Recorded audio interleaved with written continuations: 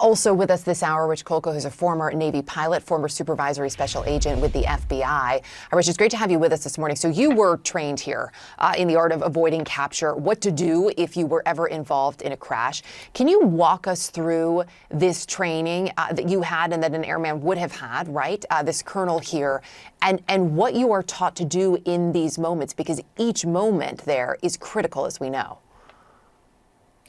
Thanks, Erica. Yeah, that's exactly right. All aviators go through the SEER school, which is the survival, evasion, resistance, escape. And that's exactly what had to happen here, is at least those first two steps. It's one of the toughest training courses I went through. It's been a lot of years, but I tell you, every time I bump into one of my buddies, it's still something we talk about. Everybody's got a story from the SEER school. So, and what happened is this colonel punched out as soon as he is under his canopy, as soon as that parachute is deployed, he is starting those procedures. As far as survival, he's assessing, am I safe in the parachute? What's on the ground? Is anybody shooting at me? Have I deployed my seat kit, which is his rescue equipment? And where is he going to go first? Because you don't want to stay there under your chute on the ground any longer than you need to when there could possibly be people there. But we need to back up to the pre-flight. Before they took off, they would have had an extensive brief on what to do if you're shot down, where to go, what communication devices you're going to use, everything. It may change, but you still want to have a plan in your mind. So as soon as he landed, he started that second phase, that evasion phase that he was talking about. You talk about that pre-flight brief, pre-mission brief that they would have had. I want to hone in, if we could, on the communications and just the type of information that they would have had about the terrain that they'd be flying over, because those two are going to be key in this evasion phase. As you talk about, you're talking about SEER school, the evasion, because the airman needed to, of course, let the U.S. military know where he was, without, though, hopefully being detected by any Iranian military or others in the area. And as helpful as some of these beacons and communication devices can be, they also bring with them a challenge.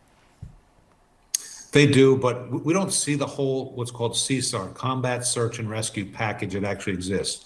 Let's remember there were AWACS planes in the air at the time. They knew exactly where these F-15s were.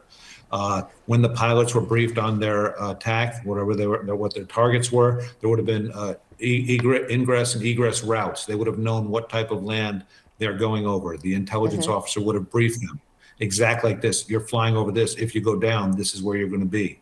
As soon as he punched out of that airplane, there's a beacon in his seat. So that's already starting to send a signal to a satellite to let them know where that is.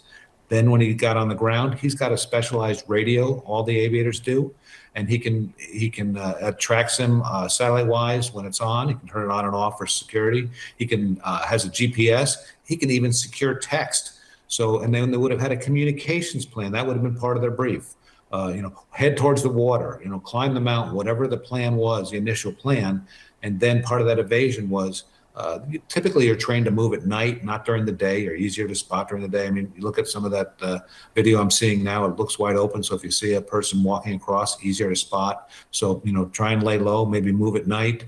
And then a communications plan, whether it's contact every hour, every 15 minutes, whatever it is, start to gather information, share information. But as we heard the president say, they were tracking this pilot or this WISO, weapon system officer, since the beginning. So we didn't know that, and we shouldn't have known that in the public, what was going on. But that package, that CSAR package, that Combat Search and Rescue Package that was operating, which is satellites, aircraft, ships, maybe people on the ground, all kinds of elements always exist to help protect our aviators. And you can see all these men and women involved in that will take any risk necessary to bring that aviator back. It's really amazing, and America's really amazing when it comes to this. It is a remarkable turn of events, and certainly exactly what everyone was hoping for. And to know, too, that no one else was hurt or killed in this rescue operation. What's also coming out as we learn some of these details is that this is really, as it was described by one person, a whole of government approach, if you will. So you have the military component, but also the intelligence here is key. And the way those different factions, frankly, work together. Just walk us through how critical this partnership is. It's critical, and I don't want to say this one's special, because they do this every flight, every day that they that there's a mission that goes on. Those intelligence agencies are doing their job. This time they just had to go steps farther once the plane was shot down. but there's stories I saw in the news that even the CIA was involved, certainly National Security Agency, Cyber Command. It's not only looking for these pilots, but you want to monitor any communications that the Iranians are having, where they may be talking about, hey, we thought he was over there.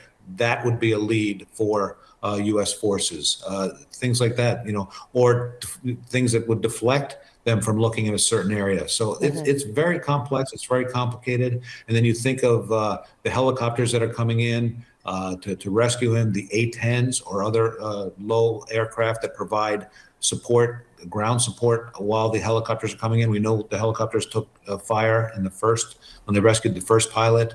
And then the AWACS that are in the air, Navy ships that are off the coast. It's just on and on how big this effort is. When you think it's one airplane, two aviators out there, but not just dozens, but hundreds of people behind the scenes that are working to keep them safe. Yeah, absolutely. Rich, really appreciate your insight here. It is critical this morning. Thank you. Of course. Thank you. Still to come here.